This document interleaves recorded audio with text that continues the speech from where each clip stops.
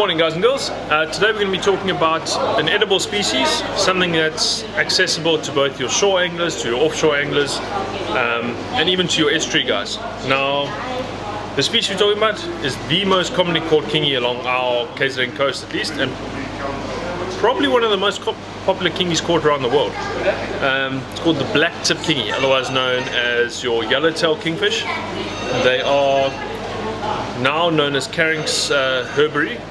They were previously known as Carinx sep, so it is a species that's name has changed. Scientific names do change over time, just depending on all sorts of politics and things. Now, your distribution wise, you're getting them around most of the tropical areas in the world. You've got them from the Persian Gulf all the way down here to South Africa.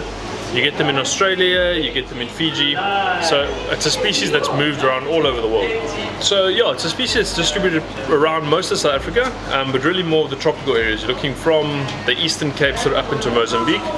But it's really rare south of KZN, so something that's really a northern tropical species.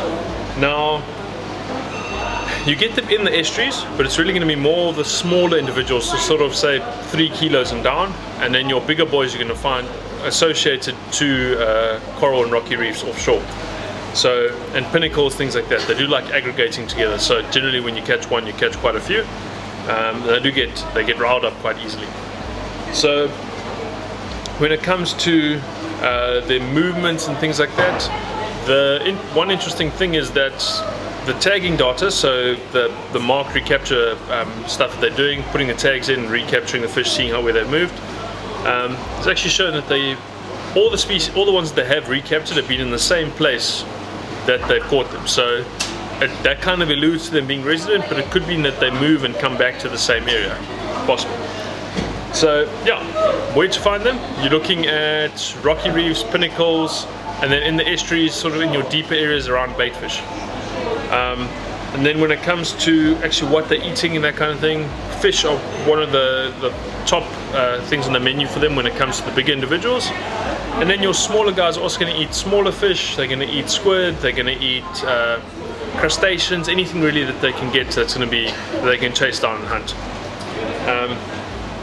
We haven't mentioned what the fish looks like. It's quite an important thing. It's very similar to your giant kingfish, slightly less of a steep forehead. Overall silvery color, sometimes with little black dots on it, and then obviously, as the name alludes, you've got yellow fins and little black tips on the tip of the dorsal and the tail, and sometimes on the others. So yeah, black tip kingy, yellowfin kingy goes with it, yellowtail kingy.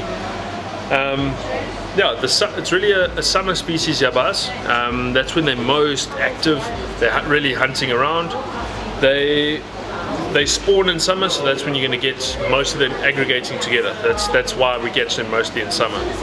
Now, sizing wise, you get a fish that grows up to about 1 meter in length and around about sort of 15 kilos. But your average size is going to be anything from about 3 kilos to about, let's say 3 to about 8 kilos. It's your average sort of size, but anything 8 kilos and above is considered a very good fish. Size wise, yeah, as we mentioned, about 1 meter. They are targeted by your lure anglers and by your bait anglers and by your spear fishermen.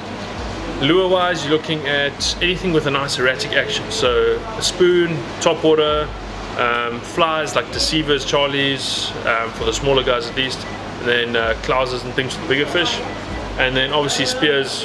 Everything eats a spear, so no variation there. And bait wise, live bait is a very good way of targeting them. They pretty much eat any live bait that you can get in front of them, but you really want to try and make it a little bit smaller than some of your bigger fish. They do have a big mouth, but they'll take a live bait very quickly. They will actually inhale it completely. In terms of handling wise, normal fish rules apply. Try and keep your hand away from the gills if you're going to release it. They do have scoots on the tail, which are little sharp, I wouldn't say spines, but almost interlocking little scales that can cut your hand if you grab them and they flex. So maybe wrap a wet towel around there. You don't want to do anything dry on a fish because it takes the slime off. So a wet towel around there will help you handle it. Otherwise, if you are going to release them, try and keep them in the water or take a quick pick and let them go. But yeah, the blacktip kingy, very prominent species, and something you can really put on the list to target if you're a lure angler, fly angler, bait angler, or even offshore. Cheers guys.